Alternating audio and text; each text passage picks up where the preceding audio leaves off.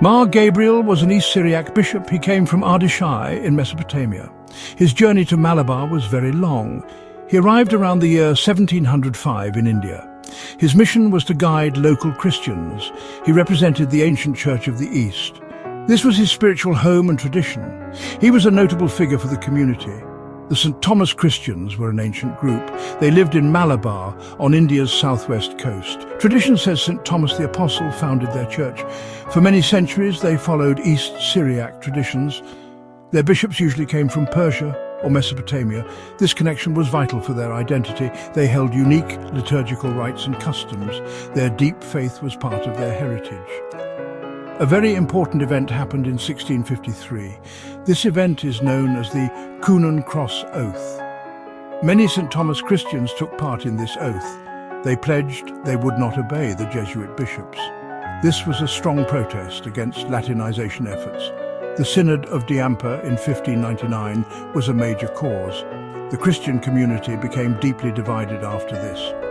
This split had very serious and lasting consequences. After the Coonan Cross Oath, two groups formed. One group was called the patriarch, or the Old Party. They eventually re-established their communion with the Pope in Rome.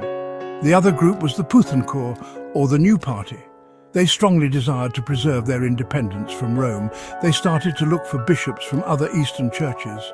Mar Gabriel arrived to find this church deeply divided. His presence added another complex factor to the situation.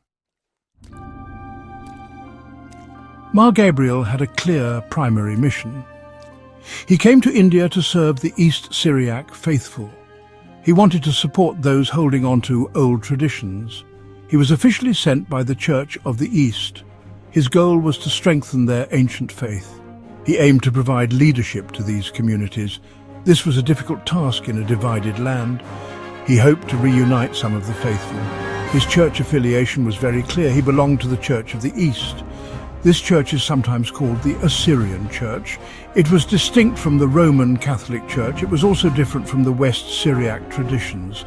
West Syriac influence was growing among the patriarch. Mar Gabriel upheld his own Nestorian doctrines. This sometimes caused theological disputes with others.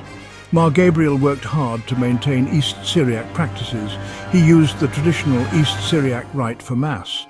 This liturgy was known as the Liturgy of Addai and Mari. He emphasized the ancient prayers and sacred customs. These were the ways of his historic church. This was very important for many local Christians. They saw it as a return to their roots. He encouraged the use of the Syriac language. He also performed essential ordinations for the church. He ordained new priests and deacons for service. He followed the specific East Syriac rite for ordinations. This ensured the continuation of the clergy. It supported the communities that accepted him. He traveled to different churches across Malabar. Many churches welcomed his ministry and leadership. He was active for about 25 years.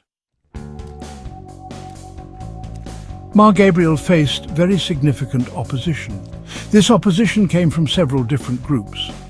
Roman Catholic missionaries saw him as a rival. They had been working hard in Malabar for many years.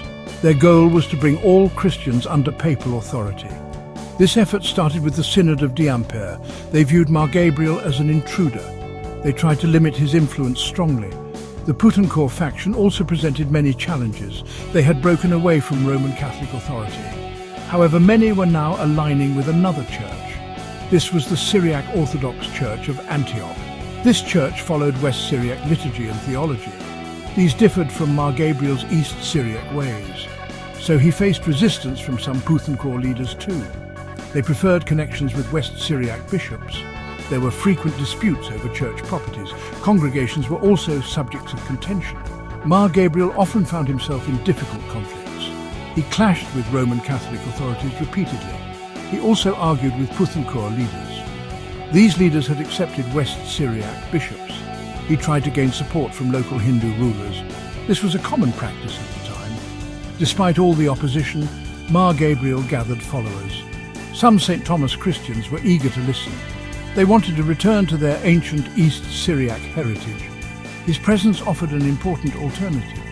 It was an alternative to Roman Catholic influence. It was also different from West Syriac influence. He provided a focal point for a specific group. This group valued their historical connection to the Church of the East. Mar Gabriel died around the year 1730 or 1731. The exact date of his death is sometimes debated. Historians have found different records about it. He had spent many years serving in Malabar. His ministry lasted for about a quarter of a century. He worked tirelessly until the end of his life. His death marked a significant point in history. It was the end of his direct leadership. There is some historical ambiguity about his burial. The exact location of his grave is uncertain. One strong tradition says he was buried in Kothamangalam. This would be at the Marthamariam Valyapalli, St. Mary's Church. Another tradition points to St. George's Church in Karingachira. Some sources even suggest Kottayam Cheriapalli, St. Mary's Orthodox Church. This uncertainty reflects the complex loyalties of that era. Churches often shifted their allegiances. Mar Gabriel is remembered for a key reason. He was the last prominent Assyrian bishop. The Church of the East sent him to India. This was during that particular historical period. After his death, direct East Syriac episcopal presence faded. It waned for a very long time in India. His mission truly marked the end of an epoch. Direct oversight from Mesopotamia became infrequent. His significance lies in his dedicated efforts. He tried hard to preserve East Syriac traditions. He worked during a time of great pressure. The Christian community faced many changes. His presence provided an important focal point. It was for those who wished to keep their heritage. This was their ancient liturgical and theological past. He represents a crucial link to the Church of the East.